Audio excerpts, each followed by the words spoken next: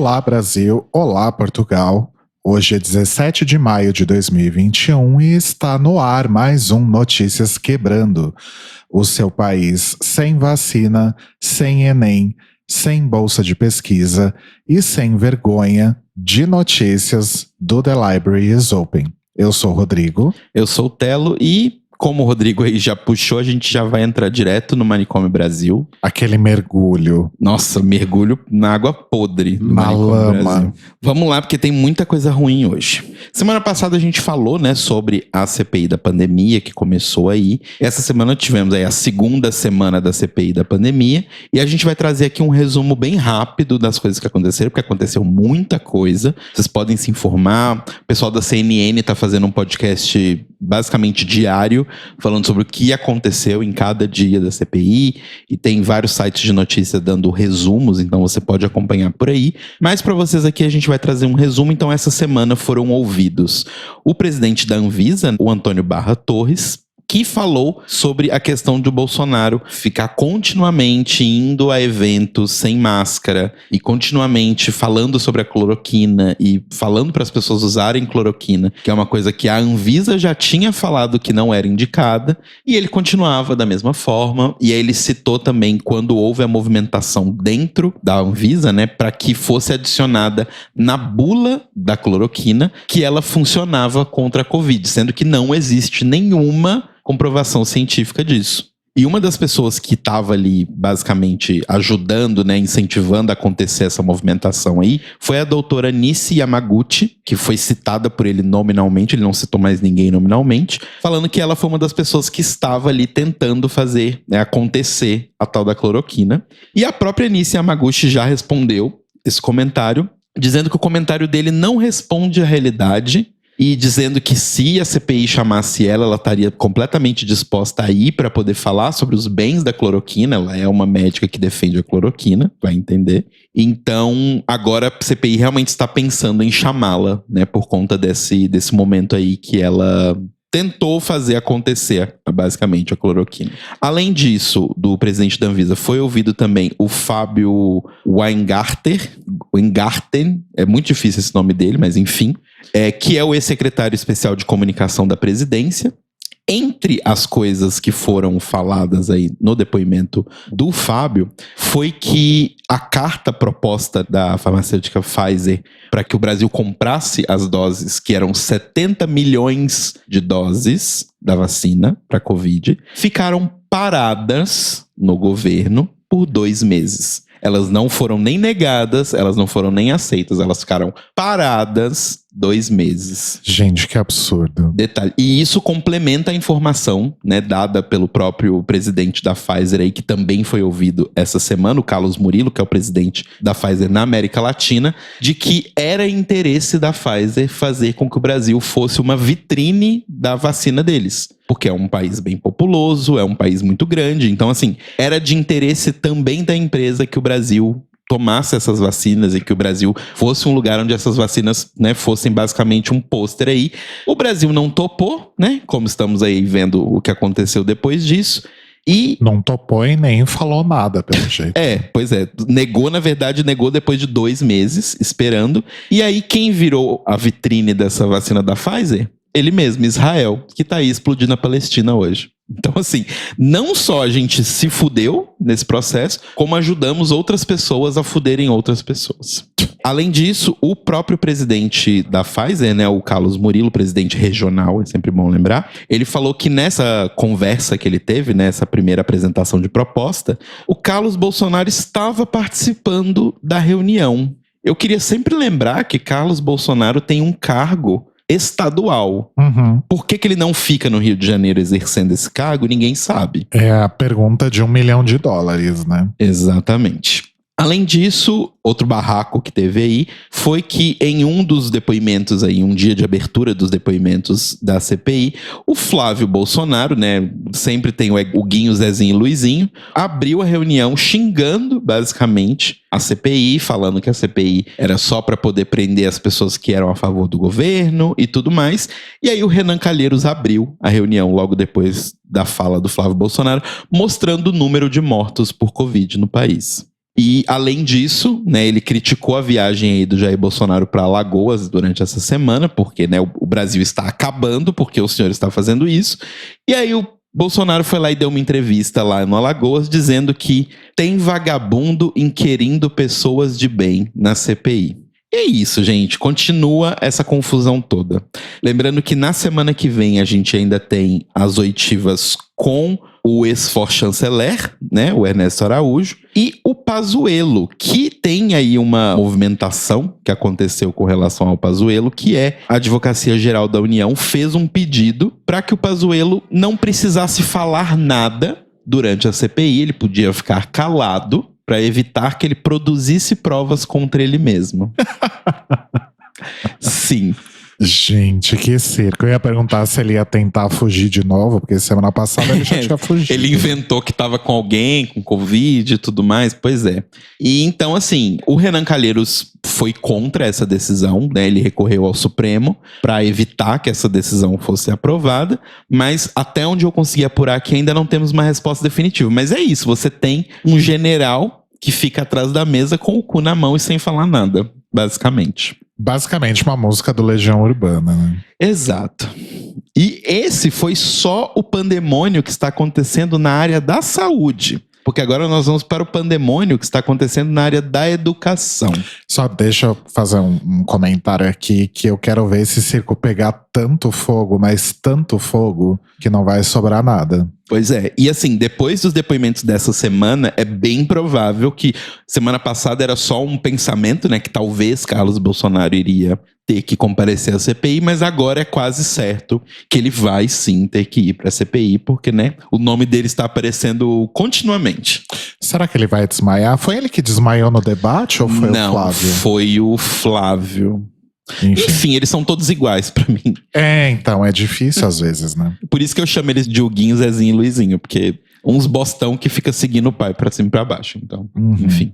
Bom, agora vamos para o pandemônio que está acontecendo na área da educação. Porque essa semana o Ministério da Educação emitiu um documento para o Ministério da Economia, né, do Paulo Guedes, o famoso super ministro aí da Economia, que conseguiu derrubar e destruir o nosso PIB, mas tudo bem, parece que, né, não tem problema.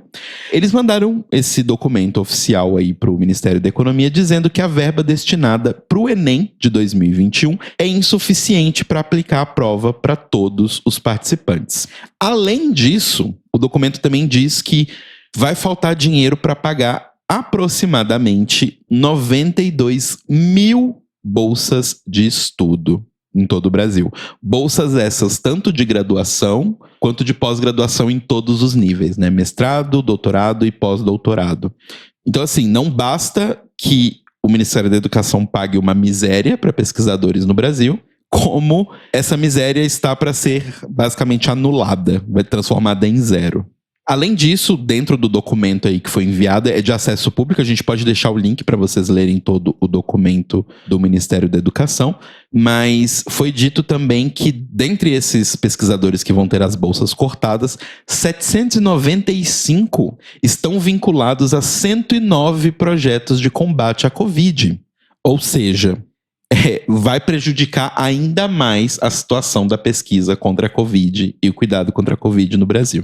E aí você pensa, nossa, mas isso tá difícil, né? Pois é, além disso tudo, vai faltar dinheiro também dentre essas bolsas para pesquisadores e estudantes, vai faltar dinheiro para estudantes residentes de medicina, porque eles também recebem esse tipo de incentivo, né? Porque eles têm que se mudar de cidade, muitas vezes, né, vão para outros lugares, então eles também recebem esse auxílio e vão conseguir manter apenas 10.800 bolsas de residência de um total de 3.883. Ou seja, 3.083 médicos aí que estão trabalhando continuamente no combate à Covid em pontos do Brasil inteiro, mais isolados ou mais centrais, vão ter que parar de trabalhar com isso, porque eles simplesmente não vão ganhar nenhum dinheiro para fazer isso, e a gente sabe que no nosso mundo não dá para você viver sem ganhar nenhum dinheiro.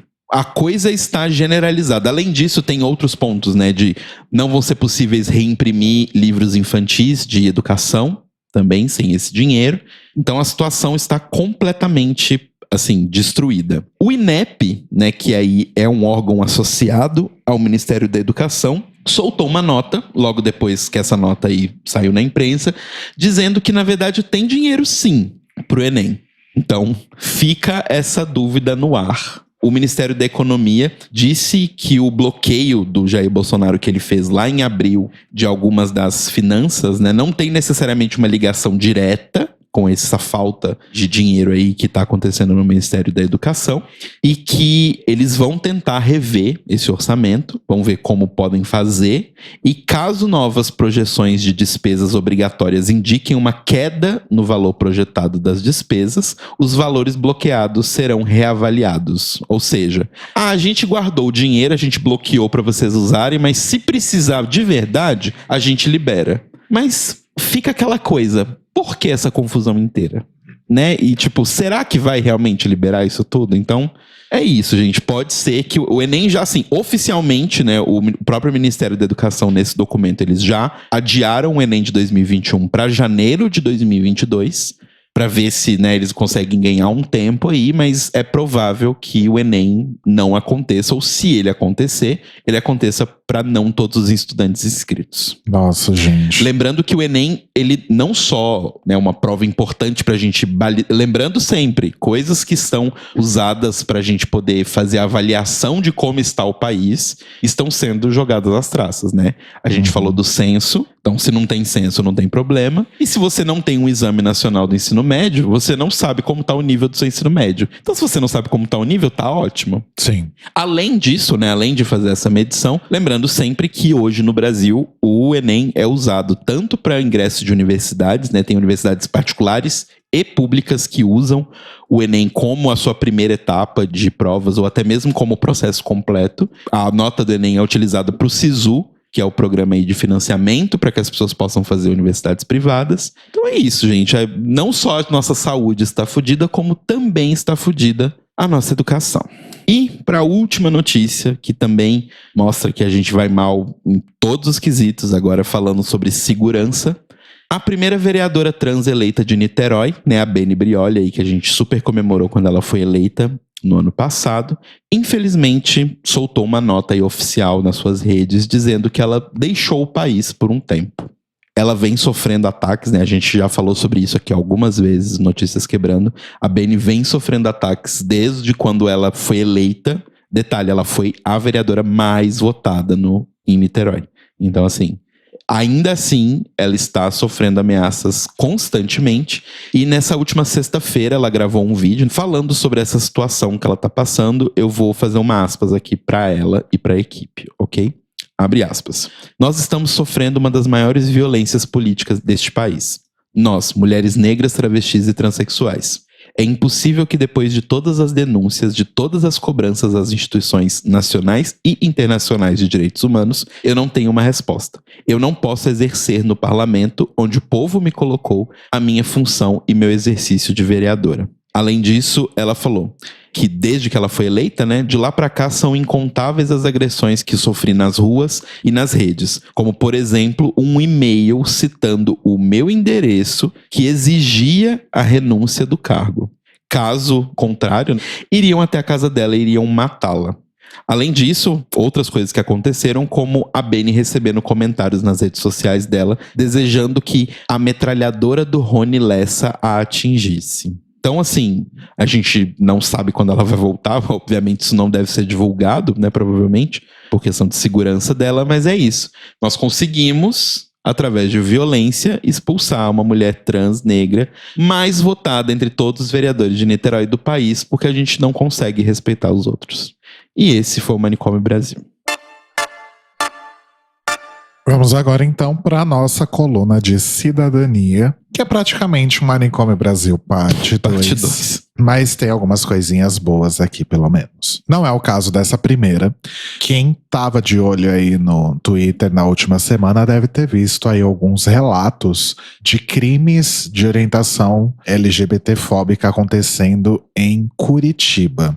Então, o estudante de medicina Marcos Vinícius Bozana da Fonseca, de 25 anos, foi encontrado morto no dia 5 de maio e o enfermeiro Davi Levísio, de 30 anos, no dia 30 de abril. Ambos moravam sozinhos, foram encontrados amarrados com sinais de tortura e sufocamento nos seus apartamentos.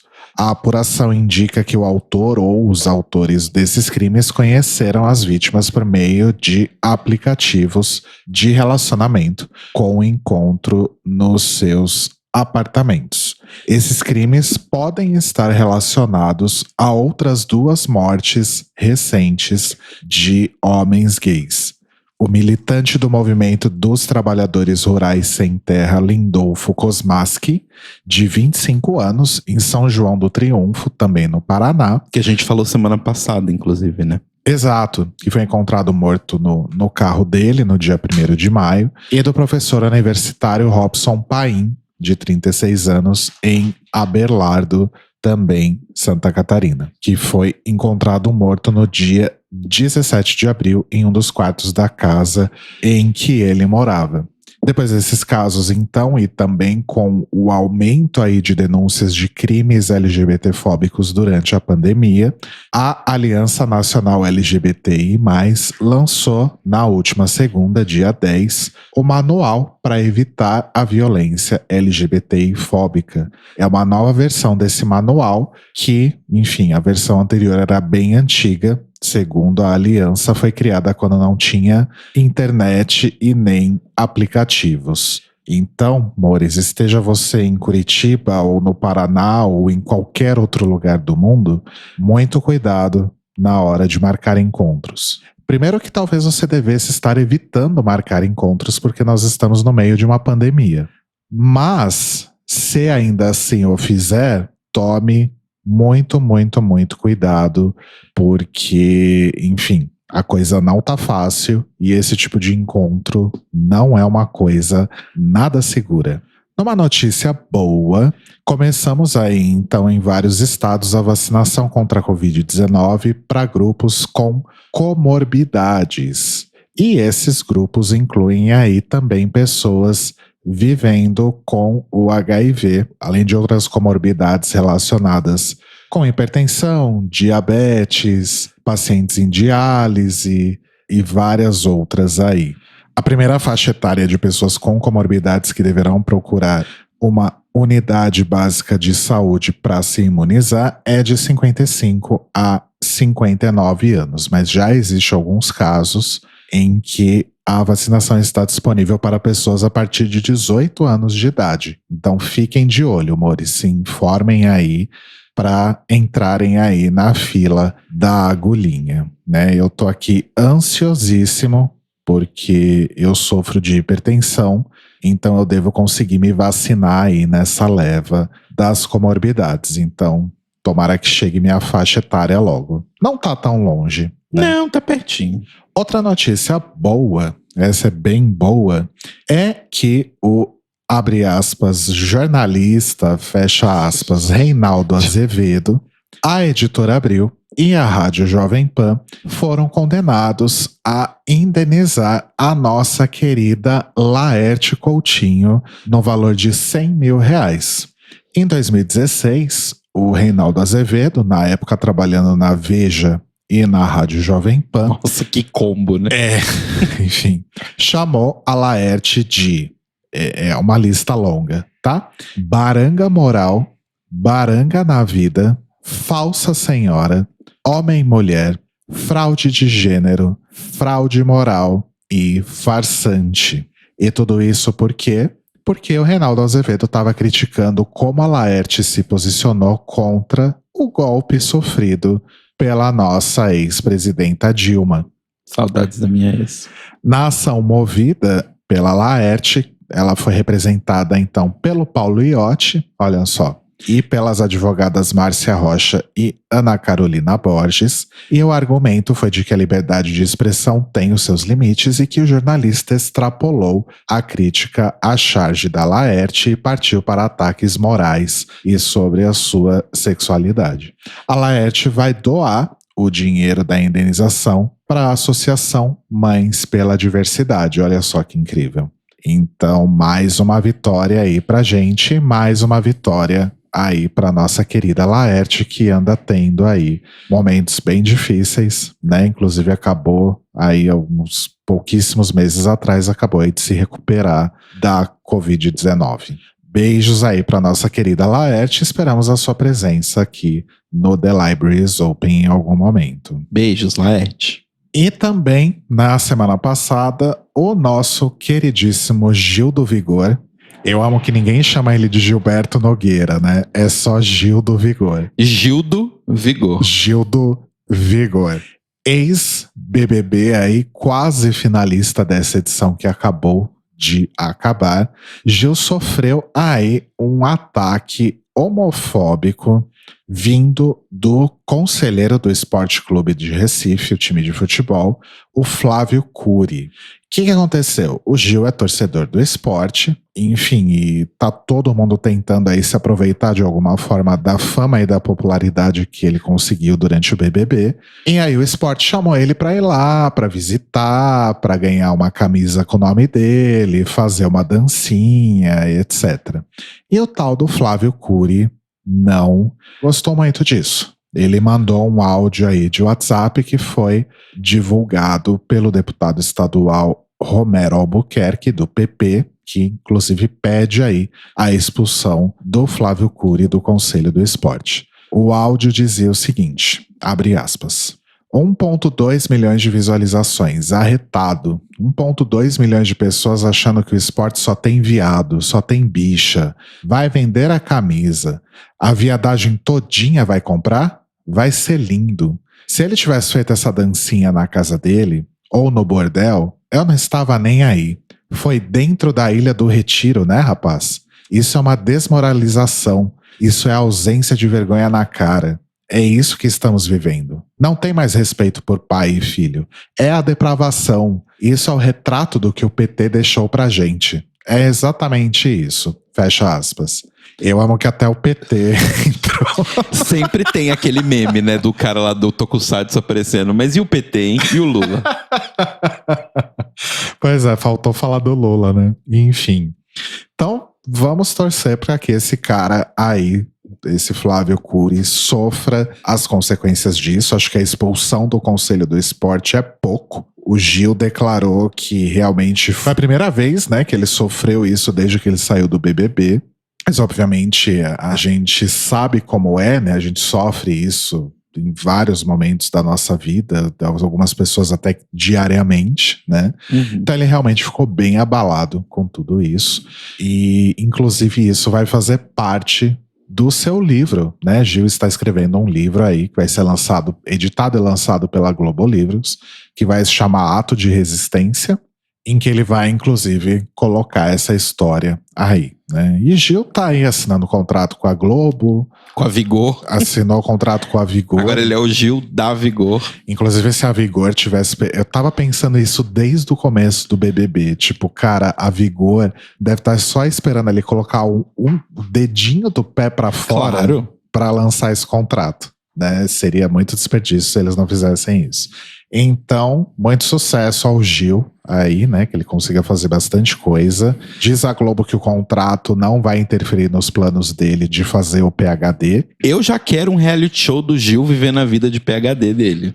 Ia ser incrível. Porque é ótimo, porque assim, a gente divulga uma bicha em rede nacional. 2, a gente tira o programa da Rafa Kalimann da existência. Porque isso provavelmente vai entrar no lugar do programa dela. Eu acho que já foi cancelado já. Ai, graças a Deus. E 3, a gente ainda tem a oportunidade de fazer divulgação científica para jovens que estão aí pensando em entrar na universidade, para poder incentivar eles a seguir a carreira científica, olha só. Sim, eu acho que o Gil até porque ele foi aprovado no PhD antes de entrar, ele fez a aplicação e tudo mais antes de entrar no BBB, sim, né? Então acho que assim, eu não acho que a universidade dos Estados Unidos lá, de blá blá blá que ele falou, eu lembro que ele falou o nome e era uma universidade fodona, mas assim, eu não acho que ela ia aceitar ele no PhD único exclusivamente porque ele participou de um reality show. Não, eu quis dizer que independentemente dele participar do BBB ou não só pela questão do PhD, eu acho que ele mostra que realmente é possível a gente conquistar as coisas. Sim, né? sim.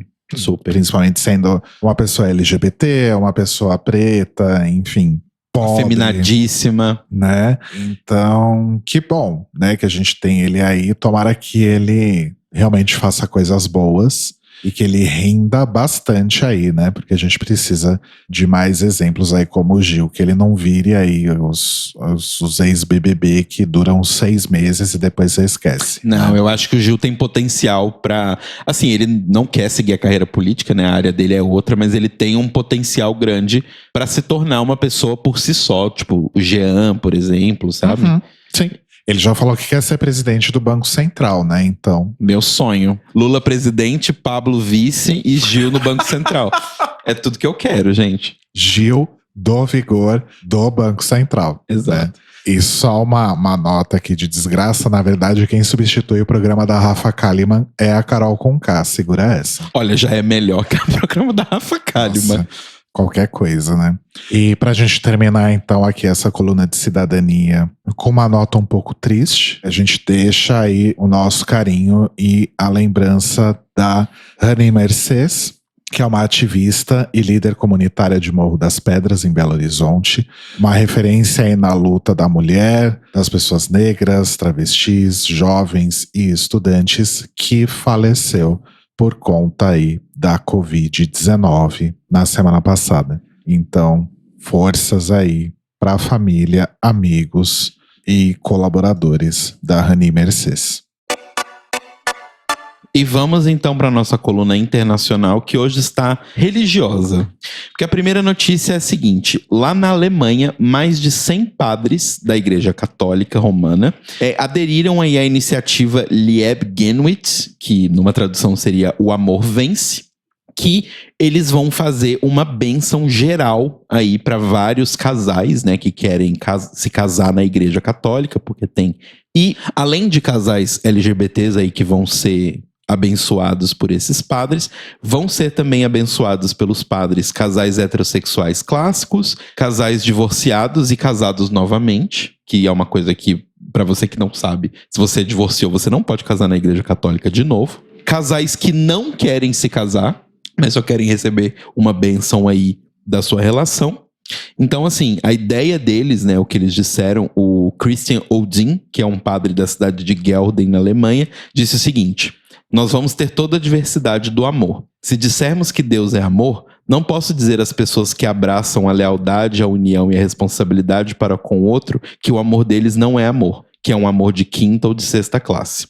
Então aí esse movimento vai acontecer nas cidades de Berlim, Munique e Colônia, né, que inclusive é uma cidade bem reconhecida aí pelo turismo LGBT, e vai acontecer agora no mês de junho, essa celebração aí, que é o mês do orgulho LGBT, né? Então é isso, se você é um homossexual, está na Alemanha e quer ser abençoado pela Igreja Católica, se você tem essa crença, saiba que tem alguns padres que disseram: foda-se, Papa, vamos abençoar essas pessoas sim. Sim. Acho legal a gente fazer de novo um parênteses que a gente fez há algum tempo atrás em alguma notícia relacionada ao Papa e à Igreja Católica, que é aquela coisa, né, gente? Você pode não ser católico, você pode ter qualquer outra crença, você pode ter crença nenhuma. Independentemente disso, esse tipo de coisa realmente tem um peso muito grande. Sim. A gente simplesmente não pode falar, ai, who cares, né? Caguei pro catolicismo, caguei pra igreja. Você pode cagar, meu anjo, minha poeirinha estrelar brilhante, mas tem milhões de pessoas que não. Então, sim, respeito. Até o lance do Gil mesmo, né? A gente falou o exemplo do Gil, que ele tava super preocupado pelo fato dele ter participado da igreja mórmon e tal. E ele falou que todo mundo apoiou ele e tudo mais. Então, assim, para algumas pessoas é importante, como o Rô falou. Então, que bom que para essas pessoas elas vão ter essa oportunidade, né?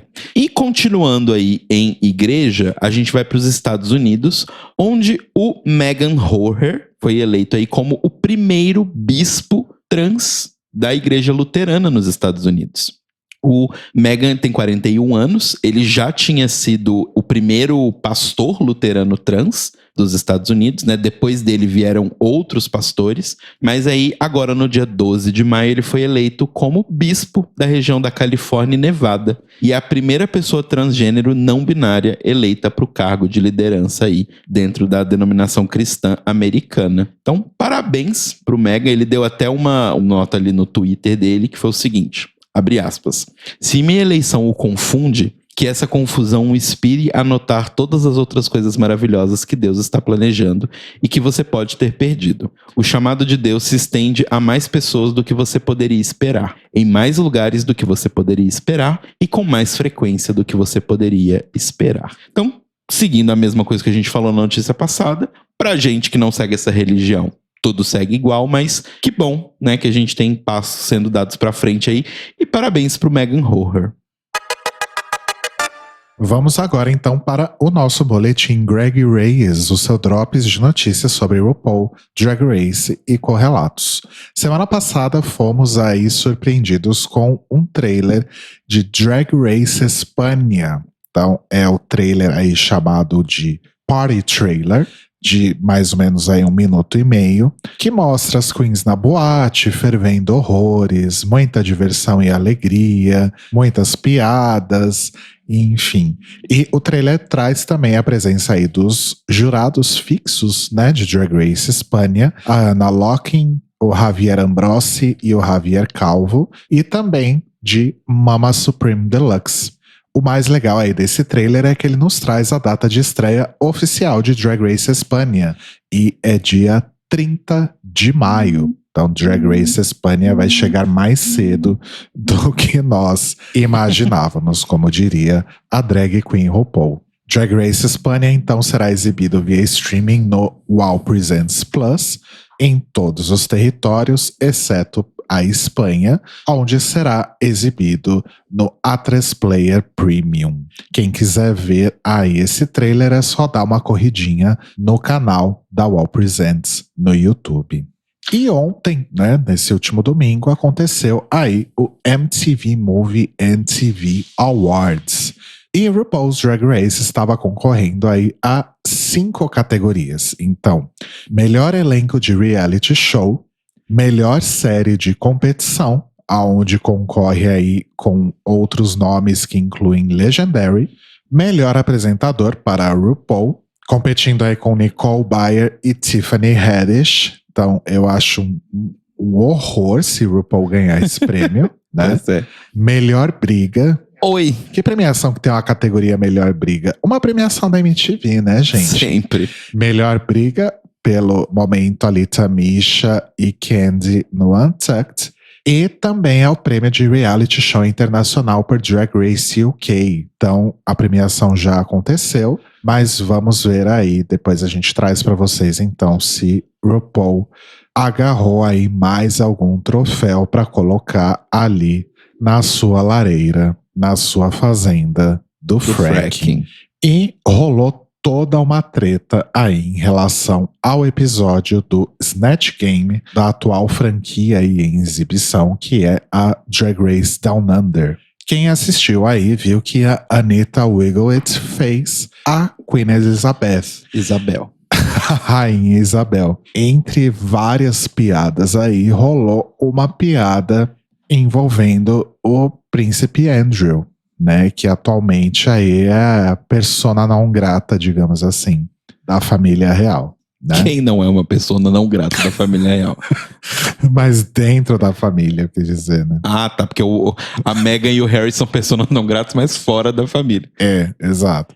E o que aconteceu, Maurício? A BBC fez ali algo que a gente pode classificar como censura? Sim, censura. E removeu essa piada do corte que seria exibido no Reino Unido. E aí, uma pessoa, né, um assessor da BBC, confirmou que de fato eles fizeram esse corte e que eles entenderam que esse comentário era inapropriado para os ouvidos britânicos.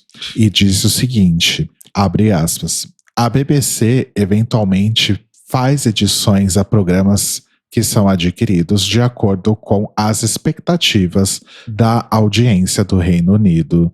Fecha aspas. Feio, né? Achei bem feio.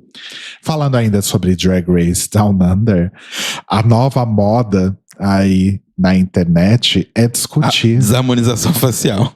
Não, é outra moda. Ah, tá.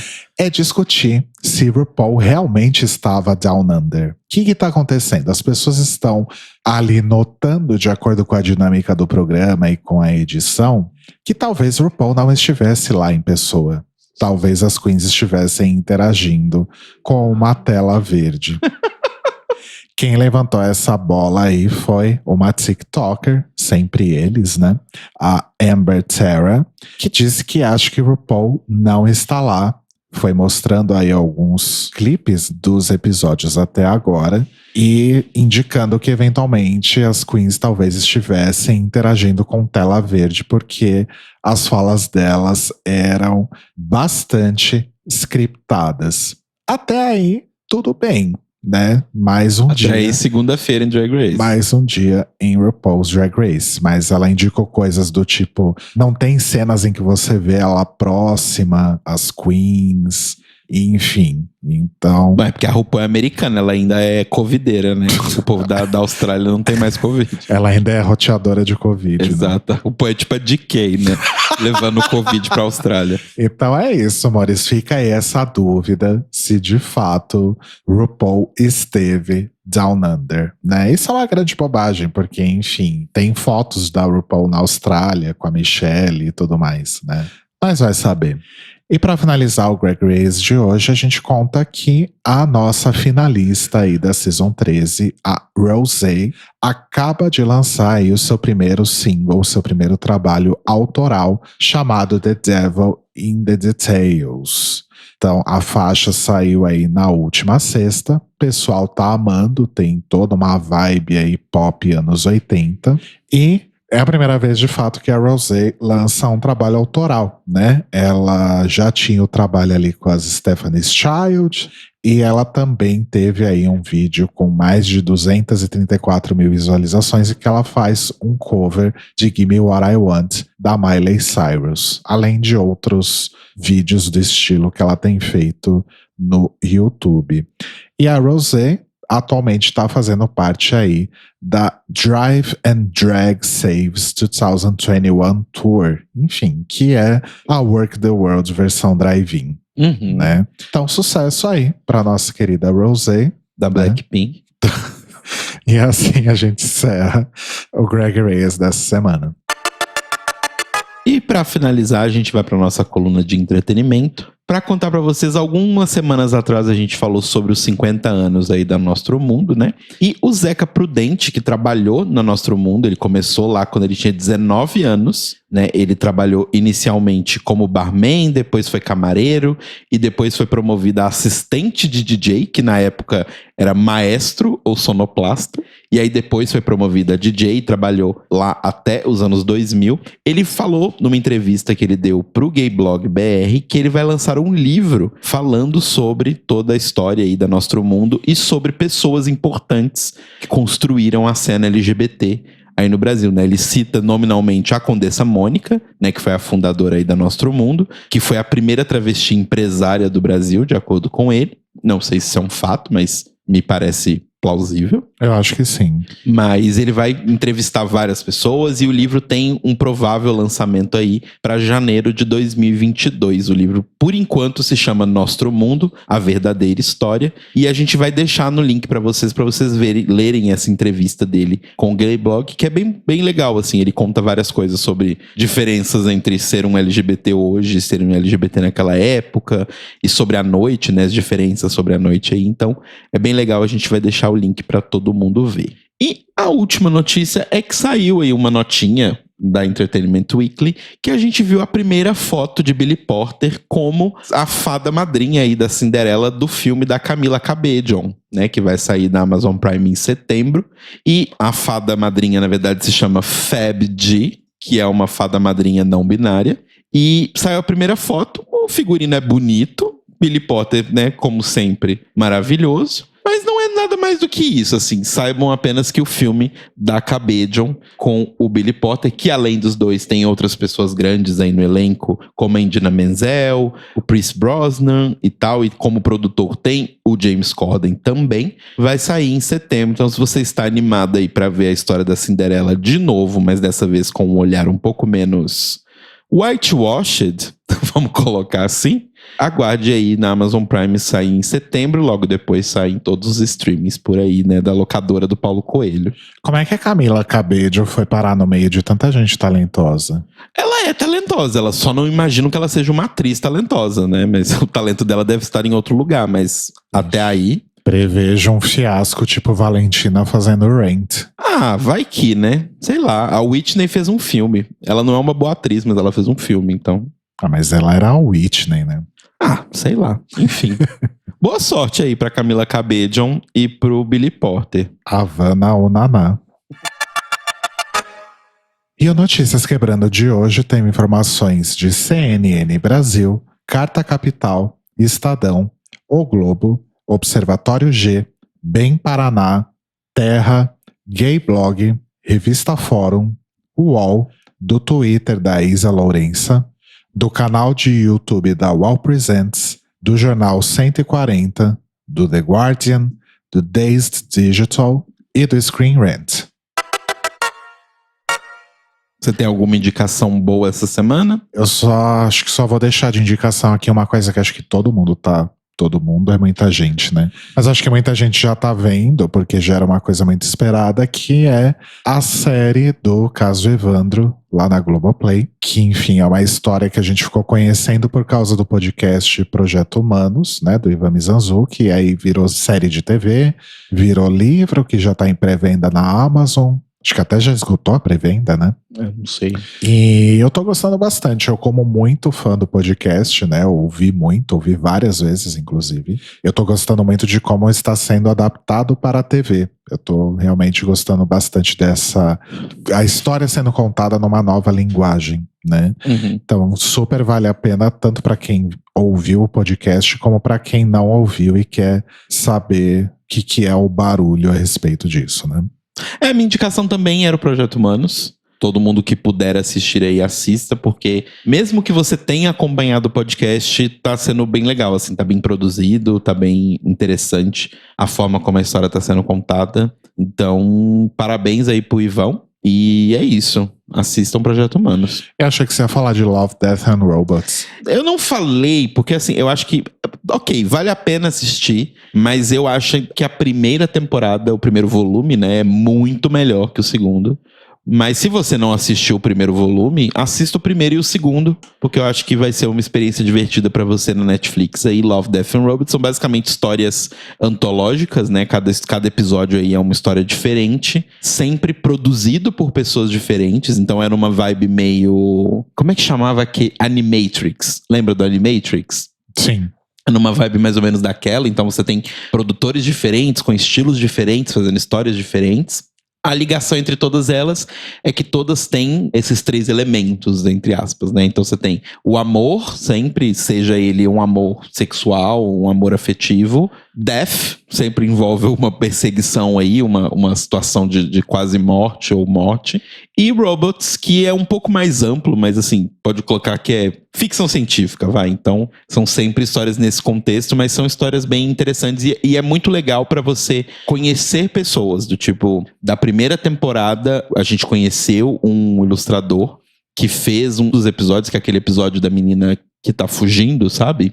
Que parece que é um filme com muito efeito, mas na verdade é totalmente 3D. E ele, por exemplo, é uma das referências pro jogo que eu tô fazendo hoje. Olha só, sabe? que Então legal. é uma das grandes referências, assim. Então vocês vão conhecer artistas e produtores de conteúdo muito interessantes que vocês podem depois ir lá e procurar sobre eles no Instagram, procurar os Vimeos, né, da galera e tal. Então tem sempre coisas muito legais. E é legal que são diferentes estilos de animações, né? Isso é Sim, muito bom. completamente diferentes. Inclusive, vou aproveitar já que eu indiquei o Love, Death and Robots, e eu vou indicar um canal de YouTube que é muito legal, que chama Dust, que é um canal de filmes curtas sobre ficção científica. Então eles seguem a mesma proposta, assim, do tipo, são produtores do mundo inteiro e que mandam esses curtas pra eles e eles publicam no canal deles de YouTube, tudo totalmente livre, não tem nada pago e tal. E assim, tem uns curtas que são mais fraquinhos, obviamente, mas assim, tem uns que são muito bons. Sabe aquele curta que termina e você fala assim, nossa, eu queria ver um filme de 2 horas disso? É bem nessa vibe, assim. Tem alguns que são muito, muito, muito, muito, muito bons. Então é isso. E o Notícias Quebrando está disponível toda segunda no nosso site, thelibrariesopen.com.br. Lá você descobre também como assinar o feed para ouvir no seu agregador de podcasts preferido. E você pode ouvir também no seu serviço de streaming de preferência ou no nosso canal no YouTube, em youtube.com/thelibrariesopenpodcast. E se você quiser rir um pouco da desgraça e votar no nosso prêmio The Libraries Open de qual é o melhor barraco da CPI da pandemia, manda um e-mail para contato@thelibrariesopen.com.br ou deixa um comentário no nosso site ou no nosso YouTube lá com a sua opinião no post deste episódio. Você também pode interagir com a gente no Twitter e no Instagram na @TlioPodcast. E se você puder ajudar a gente financeiramente, entra lá em apoia.se/TheLibrariesOpen. E antes da gente terminar, só aí um beijo e um abraço e muitas felicitações pelo Dia do Orgulho de Ser Travesti e Transsexual, que foi agora no último sábado, dia 15 de maio. Então, um beijo bem gostoso aí para as nossas amigas, amigos e amigas trans. Exato. E protejam as pessoas que vocês amam, protejam as pessoas travestis, protejam as crianças trans, protejam essas pessoas, porque como vocês viram aí com o que aconteceu com a Benny, não basta que essas pessoas subam. A gente precisa proteger elas em todos os pontos, de lá embaixo até lá em cima. Então, abracem essas pessoas e não deixem que nada aconteça com elas. Arrasou. Tô fazendo as palminhas da Leiomi aqui. Juntando meu polegar e meu dedo médio. Isso. Falando em Leiomi, nós nos ouvimos e nos falamos então daqui a pouco, às 21 horas, horário de Brasília, 1 hora, horário de Lisboa, no The Libraries Open ao vivo. Nós vamos falar hoje sobre o 3º episódio da última temporada de Pose e falaremos também sobre os episódios 3 e 4 de Legendary. Com uma convidada babado. Sim. Babado. Tô fazendo as palminhas da Leiomi. Babado, confusão, tiro, gritaria e correria. Então juntem-se a nós, amores. Participem do chat, fervam lá com a gente ao vivo no YouTube, em youtube.com/TheLibrariesOpenPodcast ou na Twitch, twitch.tv/TlioPodcast. Beijinhos! Beijos, amores. Boa segunda e boa semana.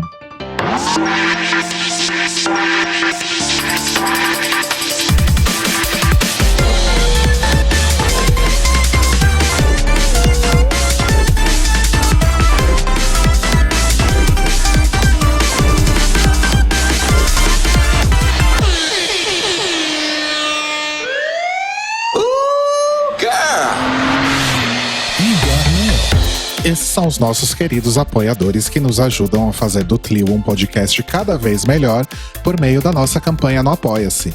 Obrigado, Moris! Rafa Bibi, Ivan Ribeiro, Tonho Esteves, Thiago Querentino, Fúvio Bassalobre, Sérgio Araújo, Thaís Alves, Fred Pavão, Lucas Romeiro, Gui Gonçalves, Mia Brandão, Jean Prado, Pandora, Maíra Bueno, Inês Barreto, Cacita Alves, Valdir, Manuel Carneiro, Letícia Ferreira, Vitor Vilaverde, Arthur Mois, Raboni Santos, Edgar Torres, Alu Vieira, Inoue, Juliano Lopes, Tata Finoto, Malcolm Bauer, Senhor Basso, Feliciano Silva, Nájila Sanderson, Danilo Cursino, Marcos Vinícius Barbieri, Lana Andrade, Maria Lua, Pri Armani, Matheus Henrique, Fernando Xisto, Guilherme Piazza e Brenner Guerra. Se você quer ouvir o seu nome no final de todos os nossos episódios, vai lá em apoia.se/TheLibrariesOpen, confira as nossas metas, escolha as suas recompensas e se torne uma apoiadora do The Library is Open. Oh, crrr, oh, crrr. Oh, crrr.